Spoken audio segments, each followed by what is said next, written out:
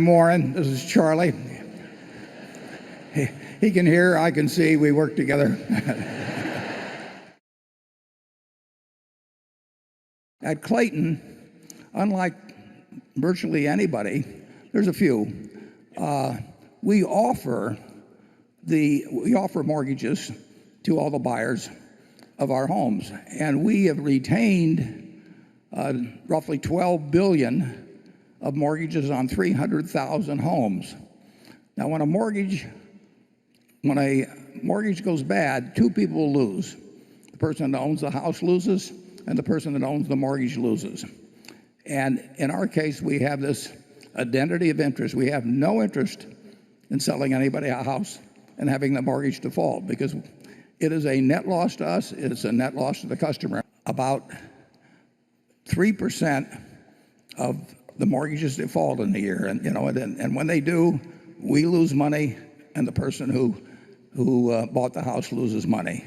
But 97% don't, and most of those people would not be living in the kind of houses that you can see right here at the auditorium without the financing availabilities that Clayton makes available and others make available. I had to give up the plane, or I had to give up the internet. The plane cost me $1.5 million a year. The internet cost me $100 a year. I wouldn't want to give up either one of them, but I'd give up the plane. What advice would you give to someone who's trying to network with influential people but doesn't have access to the alumni network of a top business school? I think you should do the best you can.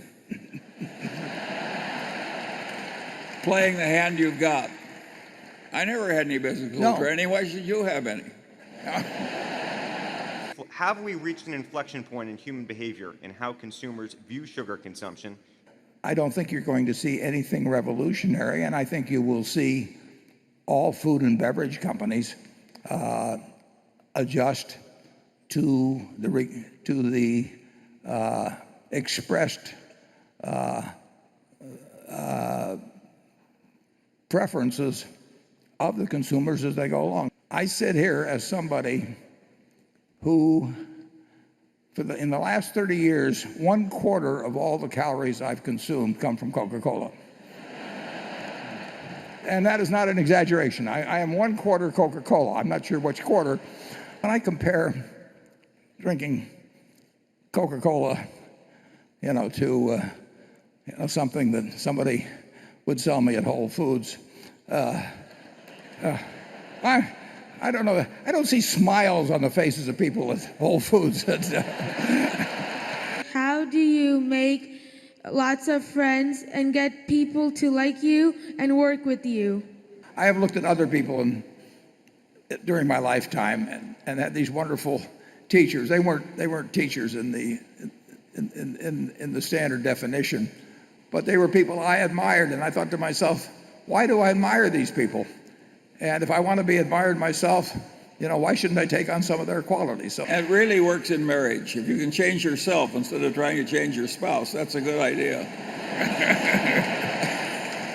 Charlie has said the most important thing in selecting a marriage partner is that you don't look for intelligence or humor or character. He says you look for someone with low expectations. Do Charlie and you think that the euro currency has had a positive or negative effect overall on the Eurozone economy? I do think they created something that was probably unwise. They got countries in there that shouldn't have been there. You can't form a business partnership with your thriftless, drunken brother-in-law. What practical mental model or mental models would you impress upon a young, enterprising individual at the infancy of their career? You just have to get the best reputation you can in the years you're allotted and the time available. I see all the time opportunities come to people where it's the credibility they've gotten in the past that causes them to have the new opportunity. So I think hardly anything is more important than behaving well as you go through life. What would you cite as the most important reason for your early success with small amounts of capital? I had exceptional focus, and I had the right sort of emotional qualities that would help me in being an investor. I enjoyed